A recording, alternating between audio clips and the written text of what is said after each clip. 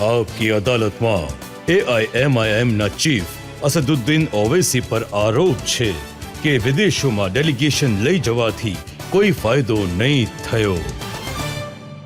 ઓવેસી સાહેબ, તમે પણ ડેલિગેશન લઈને ગયા હતા. ભારતે 7 ઓલ પાર્ટી ડેલિગેશન મોકલ્યા, પણ ઘણા બધા લોકો અહીંયા એવું કહે છે કે કોઈ ફાયદો ન થયો એનો. જો અમે ડેલિગેશનમાં ગયા છીએ તો અમે દેશ માટે ગયા છે, અમે કોઈ પોલિટિકલ પાર્ટી માટે નથી ગયા. તો ના ના ના ના અમે કોઈ પ્રધાનમંત્રી માટે ગયા, ના અમે કોઈને માટે ગયા, અમે દેશ માટે ગયા છે. કારણ કે આમાં તો કોઈ વિપ તો નથી કાઢ્યું, તમે તો કન્ટ્રીની બાબત હતી, દેશની. હવે અમે બહેરીન ગયા. બહેરીનની સાથે અમારા સારા સંબંધો છે. બહેરીન હવે નોન પરમેનન્ટ મેમ્બર બની રહ્યું છે સિક્યુરિટી કાઉન્સિલનું. પાકિસ્તાન ચેરમેન છે, આપણને એમની જરૂર પડશે. ત્યાં ડેલિગેશન ગયું. લોકો એ ભૂલી રહ્યા છે કે 2019માં બહેરીને એક વોન્ટેડ ટેરરિસ્ટ ભારતને આપ્યો. લોકો એ ભૂલી રહ્યા છે કે બહેરીનમાં એમની વસ્તી 7 લાખ છે, 3 લાખ તો ભારતના નાગરિક ત્યાં કામ કરે છે. અને મહત્વની વાત એ છે કે 2018માં જ્યારે પાકિસ્તાને FATFમાં નાખાયું ત્યારે બહેરીને આપણે મદદ કરી. તેમ છતાં એ GCCનો મેમ્બર હોવા છતાં એ મુસ્લિમ કન્ટ્રી છે, એમણે આપણે મદદ કરી. બીજું અમે કુવૈત ગયા. કુવૈતમાં 10 લાખ ભારતના લોકો રહે છે અને કુવૈતે પણ અમને કદાચ 2019માં વોન્ટેડ ટેરરિસ્ટને આપ્યો હતો. કુવૈતે પણ આપણને આ 4 દેશ, અમારું જે ગ્રુપ ગયું એ Middle East, North Africa task ફોર્સના મેમ્બર્સ છે અને એમની આપણે મદદની જરૂર છે.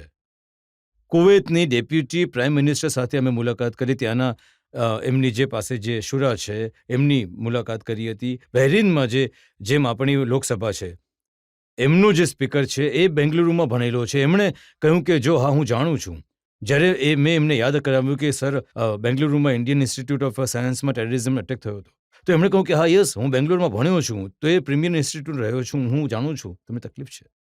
કુવૈત ગયા પછી કિંગડમ ઓફ સાઉદી અરેબિયા ગયા. ત્યાં શું 27 લાખ ભારતના લોકો કામ કરે છે અને અમે ત્યાં એમને કહ્યું કે એમણે યાદ કરાવ્યું કે 2012માં તમારા ઓલામાઓએ ટેરરિઝમની વિરુદ્ધ ફતવો કર્યો અને એ ફતવામાં તમે કહ્યું હતું કે પૈસોનો પણ ઉપયોગ નહીં થશે ટેરરિઝમ છે. તો જેટલા પણ એમના ફોરેન ઓફિસ ડેલિગેટ, એમના જવાબદાર લોકોને ત્યાં મળ્યા, એમણે કહ્યું કે આ બિલકુલ સાચું કહી રહ્યા છો, આ ફતવો આપ્યો છે. અમે એમને યાદ કરાવ્યું કે મે 2003માં રિયાદમાં અલ કાયદાએ હુમલો કર્યો. એમણે કહ્યું યસ, અમે વિક્ટિમ રહ્યા છીએ. આજથી 6 વર્ષ પહેલાં હૂતીઓએ અરામાકાઓ ઉપર મિસાઇલ બ્લાસ્ટ કરી. સાઉદી અરેબિયા આપણે માટે ઇમ્પોર્ટન્ટ છે, કેમ કે ફરી FATFમાં નામ નાખવાનું છે. આ 3 દેશો જે છે એમનો ઘણો ઇન્ફ્લુઅન્સ છે પાકિસ્તાન ઉપર. અમે જઈને જ્યારે એમને કહી રહ્યા છે કે ભાઈ જુઓ, આ જે TRF ઓર્ગેનાઇઝેશનને જે પહેલગામમાં હુમલો કર્યો છે એ LAT અને પાકિસ્તાન સ્પોન્સર ટેરરિઝમ છે. તમે લોકો પોતે વિક્ટિમ રહ્યા છો ટેરરિઝમના, પછી એક અલ કાયદાના રૂપમાં હોય કે દાઈશના રૂપમાં હોય, અને એમની આઇડિયોલોજી પાકિસ્તાનના ટેરરિઝમના એ જ તફરીકી પાયા પર છે. તો અમે એમને સમજાવ્યું જઈને, જુઓ ડિપ્લોમેસી તો એક દિવસનું કામ નથી ને, કે મરઘીને બેસાડી ઈંડું આપી દીધું, સફળતા મળી ગઈ, એવું નહીં થાય ને. તો આ તો એક કન્ટિન્યુઅસ આપણે કરવાનું. મેં સાંભળ્યું કે તમને ઘણી મુશ્કેલીઓનો સામનો પણ કરવો પડ્યો, ઘણું પ્રેશર બનાવ્યું સાઉદી અરેબિયાએ કે પાકિસ્તાન સાથે વાત કરી લો. હા, એ અમારી જ્યારે એમના MOS ફોરેન ઓફિસ સાથે 2 કલાકની વાતચીત થઈ, 2 hours. અને હું કહેવા માંગીશ કે જય પાંડાએ ઘણી સરસ રીતે પોતાની સલાહ રજૂ કરી છે. પછી મેં પણ સારી રીતે વાત મૂકી. બીજા ડેલિગેટ્સ જે મેમ્બર્સ હતા, અમે વાત કરી હતી. અમે કહ્યું કે એમણે વાત કેમ નથી કરતા પાકિસ્તાન સાથે. અમે કહ્યું કે કોને તમને વાત નથી કરતા. 26/11 થઈ તો અમે વાતચીત કરી અને અમારા ઇન્ડિયાના ઇન્વેસ્ટિગેટર્સ જઈને પાકિસ્તાન ઇન્વેસ્ટિગેશન એજન્સીને બધા DNA સેમ્પલ આપ્યા હતા. અમે અજમલ કસાબને જીવતો પકડ્યો હતો, એમની ડેડ બોડીઝ અમે સેમ્પલ લીધા, એમના રેકોર્ડેડ કન્વર્ઝેશન જે વેસ્ટર્ન ઇન્ટેલિજન્સના એજન્સીઝને રેકોર્ડ કર્યા. કોઈ પાકિસ્તાનમાં બેસીને મુંબઈની હોટલો પર જે ટેરરિસ્ટ કરી રહ્યા છે મારી નાખો. અમે બધી વસ્તુઓ આપી. આગળ વધી જ નહીં એ ટ્રાયલ. અને આપણે એમને કહ્યું કે ઝકીર રહેમાન લખવી, જેને અરેસ્ટ કર્યા હતા પાકિસ્તાનમાં, એને જેલમાં બેસીને બાળકો જન્માવ્યા. નહીં, આ હસવાની વાત નથી, આ ઘણી દુઃખની વાત છે. આટલો ગ્રેવ ઓફેન્સ છે ટેરરિઝમનો. અને એ જેલમાં બેસીને અમને વાત નથી કરી રહ્યા. મેં કહ્યું કે મેં પોતે જાતે નરેન્દ્ર મોદીજીને ક્રિટિસાઇઝ કર્યા કે પઠાણકોટ પછી તમે પાકિસ્તાનની ISIને કેમ આવવા દીધી ત્યાં? આવ્યા ત્યાં શું થયું? એવું તો નથી ને કે આપણે વાતચીત કરી, એમને બધું કહ્યું છે, પણ તમે અમારી મદદ કરો કે એને FATAમાં નાખવા માટે. અમે કહ્યું કે એમને પાકિસ્તાની જનતા સાથે કોઈ લેવા દેવા નથી. અમારો ઝઘડો જે છે એ પાકિસ્તાને ISI સાથે છે, એમના સ્પોન્સર્ડ ટેરરિસ્ટ ગ્રુપ સાથે છે. એ એમને રોકે, અમારે શું કરવાનું છે? અમે તો ભાઈ આગળ વધી રહ્યા છીએ. ના, તો અમે તમને એ ન પૂછાયું કે પાકિસ્તાન જઈને બધા દેશોમાં ફરિયાદ કરી રહ્યું છે કે હુમલો થયો પહેલગામમાં અને 2 કલાકમાં ઇન્ડિયાએ પાકિસ્તાનને બ્લેમ કરી દીધું, કોઈ inquiry ન કરી. કેમ નહીં કરે? જ્યારે તમે 4 emails કરો છો, એક્સેપ્ટ કરો છો કે અમે હુમલો કર્યો છે, 4માંથી 2 emailsનો જે આપણે એજન્સીસે ફાઇન્ડ આઉટ કર્યું કે પાકિસ્તાનના કંટોનમેન્ટ પાસેથી ઈમેલ કરવામાં આવ્યો છે, એમણે આપણી પોતાની જવાબદારી સ્વીકારી. અને જ્યારે એમને ખબર પડી ગઈ કે એમના જે ફૂટપ્રિન્ટ આવી ગયા છે, એમના એવિડન્સ આવી ગયા છે, તરત એમણે કહ્યું કે અમારો હાથ નથી. પછી જો પાકિસ્તાન આજે કહી રહ્યું છે કે એ એપ્રિલ 25 યુનાઇટેડ નેશન સિક્યોરિટી કાઉન્સિલના રેઝોલ્યુશનમાં TRFનું નામ આવ્યું હતું, તો શહેબાઝ શરીફના શું આ જમાયા હતા TRF વાળા કે તકલીફ થઈ ગઈ એમનું નામ આવી ગયું? જો ભાઈ તમને TRFથી લેવા દેવા નથી, તો તમારે નામ નાખવું જોઈતું હતું TRFનું. તમે ના પાડી દીધી એમની. અને દેશે જાણવું જરૂરી છે કે ભારત સરકારે ડિસેમ્બર 23માં યુનાઇટેડ નેશન્સની 1262 સેશન્સ કમિટીએ જણાવ્યું કે આપણે TRF છે. પછી 24 મે એ કહ્યું કે TRF ઓર્ગેનાઇઝેશન છે. કમનસીબી રહી કે આપણી સિક્યોરિટી લેપ્સ થઈ ગઈ અને પહેલગામની ઘટના બની ગઈ. તો આ પાકિસ્તાનની, આ તો આપણે 4 દેશોમાં, અચ્છા અલ્જેરિયામાં તો 1995 થી 2006 સુધી એમને બ્લેક ડિકેટ કહે છે. 60,000 એલ્જેરિયન ટેરરિઝમ મારે ગયા. 60,000. એ બોલ્યા બિલકુલ અમે આ વાતને માનીએ છીએ. હવે અલ્જેરિયા હવે એ મેમ્બર છે, નોન પરમેનન્ટ મેમ્બર છે, અને એમની સાથે એટલી સરસ અમારી ચર્ચા થઈ, એમને સમજાવ્યું એમને બધી વસ્તુઓ, કેમ કે પોતે ટેરરિઝમના વિક્ટિમ રહ્યા છે. આજે પણ સાઉથ અલ્જેરિયામાં ત્યાં દાઈશ છે.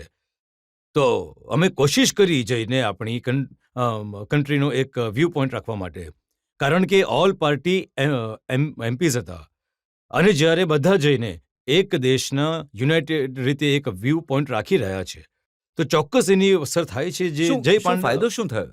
નહીં, ફાયદો એનો એ થયો કે પાકિસ્તાનના એ ટેરરિઝમને, પાકિસ્તાન સ્પોન્સર ટેરરિઝમને, પાકિસ્તાનથી જે પૈસા જાય છે ટેરરિઝમ ગ્રુપને, ભારતના જે અને એક સૌથી મોટો ફાયદો એ થયો કે યુનાઇટેડ, અમે કહ્યું કે જેવો દેશનો મામલો છે, હું પોતે કહેતો હતો અમે દેશમાં જ્યારે જઈશું એમની સાથે અમે વાત પણ કરીશું, જે BJPના મેમ્બર્સ છે, પણ કેમ કે આ ટેરરિઝમનો મામલો છે, આપણા ભારતના નાગરિકોને મારવામાં આવ્યા પાકિસ્તાનથી ટેરરિસ્ટ, એટલે અમે આવીને તમને રિક્વેસ્ટ કરીએ છીએ કે તમે તમારી ગુડ ઓફિસર્સને યુઝ કરો, તમે FATFમાં પાકિસ્તાનને ફરીથી બોલાવવા માટે અમારો સાથ આપો, કારણ કે માત્ર ભારતની આ સમસ્યા નથી, ટેરરિઝમ દુનિયા માટે ઘણી મોટી ચેલેન્જ છે. તો એટલે આ વાત અમે રાખી, અને જ્યાં અમે લોકો ગયા, હું તમને જણાવી રહ્યો છું, ઘણી ઇજ્જત સાથે એમણે અમારી વાતો સાંભળી, અમને સવાલો પણ પૂછ્યા. જેમ મેં કહ્યું કે સાઉદી અરેબિયા એમને કહ્યું કે તમે વાતચીત કેમ નથી કરતા, અમે કહ્યું એમને. પછી અમે એમને કહ્યું કે તમે હાઇફોનેટ નહીં કરો પાકિસ્તાન સાથે. અમે સાઉદી અરેબિયાને પૂછ્યું કે ત્યાં કે ભાઈ તમે એમને હમણાં $13 બિલિયન લોન તમે આપવાના છો, તમે મોનિટર કરો, પૈસા ક્યાં જાય છે, તમે પૈસા એમને આપશો. જો એ જ પૈસા પાકિસ્તાની આર્મી પાસે જશે, તે સ્વાભાવિક છે કે અમારી વિરુદ્ધ ભવિષ્યમાં ઉપયોગ લેવાશે. તો ઓલ ઇન ઓલ અમારા ગ્રુપની હું વાત કરી શકું છું. તમે ઘણી સારી રીતે.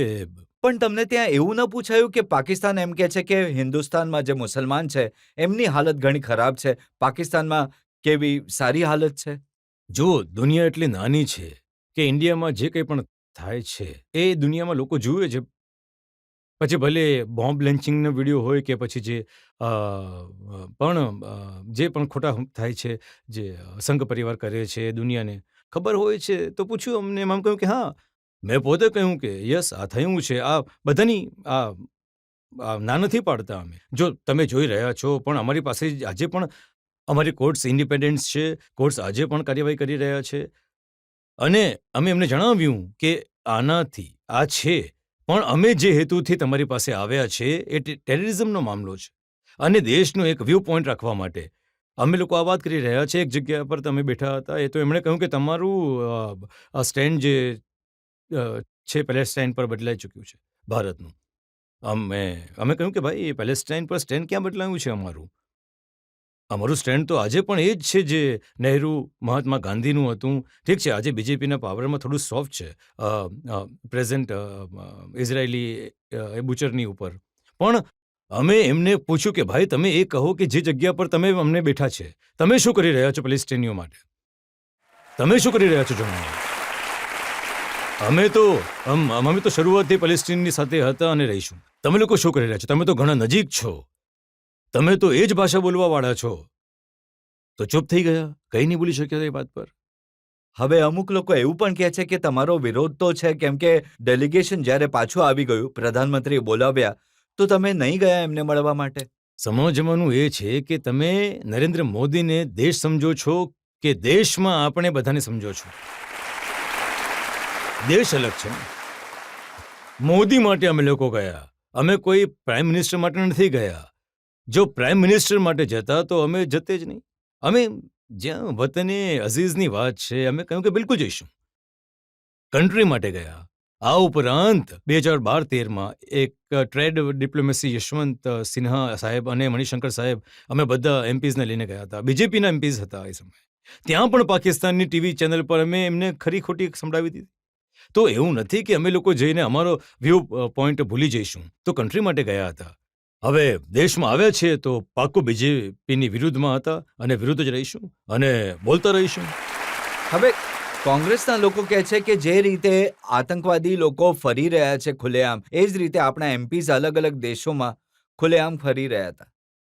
હવે જુઓ, આ જે નિવેદન જે છે જનાબ જયરામ રમેશ સાહેબે આપ્યું છે, ઠીક છે, એમને પોતાની પાર્ટીના જે એમપીઝ ગયા, કદાચ એમની સાથે બનતું નહીં હશે, પણ એ ભૂલી ગયા કે સુપ્રિયા સુલે એમની ઇન્ડિયાને અલાયન્સનો ઘણો મોટો ભાગ છે.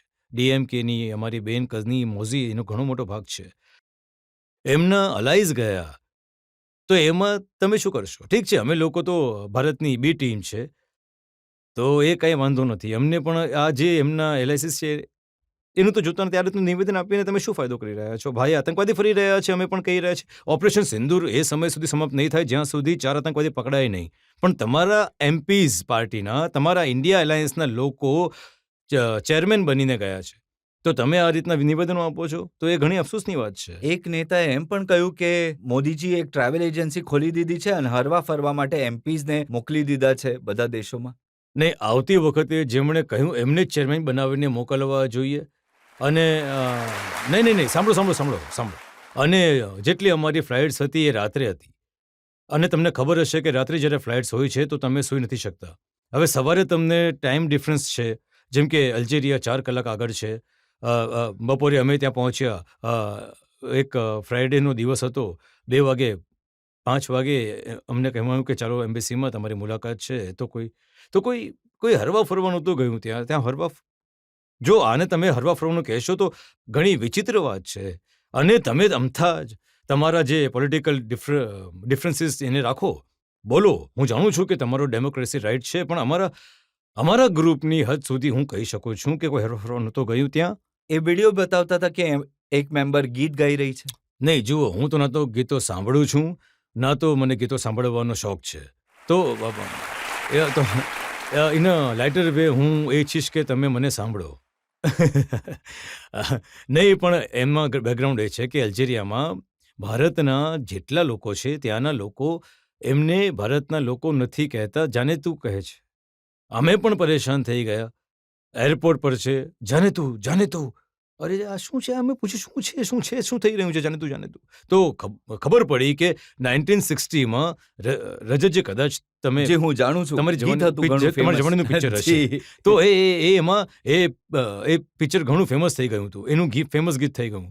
તો ત્યાંની ફોરેન એફેર્સ સ્ટેન્ડિંગ કમિટીના ચેરમેન ઘણા પાવરફુલ હોય છે. એમણે રાત્રે અમને જમવાનું આમંત્રણ આપ્યું. તો એ પ્રોગ્રામ નહીં હતો. એમણે કહ્યું કે નહીં આવવું જોઈએ. તો ત્યાં એમણે ઉલ્લેખ કર્યો એ પિક્ચરનો. તો બીજેપીના એક MP સાહેબ અમારી બાજુમાં બેઠા હતા. તો એમણે ગીત સરસ ગાયું હતું અને બોલ્યા કે મને યાદ છે, અને અચાનક એમણે 2-3 એની લાઇન્સ ગાઈ લીધી હતી. તો હવે એના પર કોઈ કહી રહ્યું છે એવું કંઈ પ્લાન ન હતું. એ પ્લાન ન હતું. અને અનફોર્ચ્યુનેટલી એ છે કે અમે કહ્યું પણ હતું કે ભાઈ વિડીયો બહુ કંઈ નહીં લેશો, કોઈ સોશિયલ મીડિયા પર પણ કંઈ નહીં નાખશે. તો હવે વિડીયોનું બેકગ્રાઉન્ડ એ છે કે હવે હરવા ફરવાનું ન હતું. એ મિટિંગ રાત્રે ક્યારે પતી મિટિંગ, એ ડિનર મિટિંગ જઈને 11:45 સુધી ચાલી હતી, અને પછી બીજા દિવસે સવારે અમારે ભાગવાનું હતું. તો એવું કંઈક ખોટું એને જે રીતે પ્રેઝન્ટ કરવામાં આવી રહ્યું છે યોગ્ય નથી. જનતામાંથી સવાલ હજી લઈ શકીએ? હા. આ બધી જે યાત્રાઓ મોદીજીએ કરી, લગભગ 100 દેશોની કરી અને 200 લગભગ થવાની છે. એ જે યાત્રાઓ થાય છે એ આપણા નેશનલ ઇન્ટરેસ્ટને લઈને થાય છે. પ્રાયોરિટી જે હોય છે, સર, જ્યાં પણ જઈશું આપણી પ્રાયોરિટી એ રહેશે કે કોઈને મળવાની નહીં. નેશનલ ઇન્ટરેસ્ટ હોય છે. પણ એના પછી પણ જ્યારે પહેલગામ થયું તો એવું શું આપણા દેશની ડિપ્લોમેસીમાં ખોટ હતી કે ફરીથી બધા દેશોમાં જઈને કહેવું પડ્યું? આ જે યાત્રાઓ થઈ હતી એનાથી કોઈ ફાયદો નહીં થયો, સર. મારો સવાલ એ છે. આપણા જે ફોરેન અફેર્સના ઓફિસર્સ છે એ ઘણા સક્ષમ લોકો છે. તો અમે આ રીતે જનરલાઇઝ કરીને સ્ટેટમેન્ટ નહીં આપી શકીએ એમના ઉપર. એ ઘણું જ સારું કામ કરી રહ્યા છે. પણ એક વાત યાદ રાખો, જો આપણા દેશમાં શાંતિ મજબૂત હશે, ન્યાય હશે, અને સાચે જ આપણને સૌથી મોટું જોખમ આપણને ચીનથી છે, યાદ રાખજો. અને આપણી ઇકોનોમીને આપણે 10%ની ઉપર ગ્રો કરીશું, તો આ આપણા દેશ માટે ઘણી મોટી ચેલેન્જ તમારા લોકો માટે, અમારા સૌના માટે છે કે આપણે એ કામ કરીએ. સર, હવે એ છે કે તમે બહાર ગયા હતા, ક્યાંક તમારું પોલિટિકલ જે બીજેપી માટે છે એવો જ રહેશે કે તમારું બદલાઈ જશે વિચાર? અમે બીજેપીને રિપ્રેઝેન્ટ કરવા નહોતા ગયા. એ વાત મગજમાંથી કાઢી નાખો. અમે દેશને રિપ્રેઝેન્ટ કરવા ગયા હતા. જ્યાં સુધી વાત બીજેપીની છે, જો સમુદ્રના 2 કિનારા એક નહીં થઈ શકે, બસ એટલું સમજી લો તમે.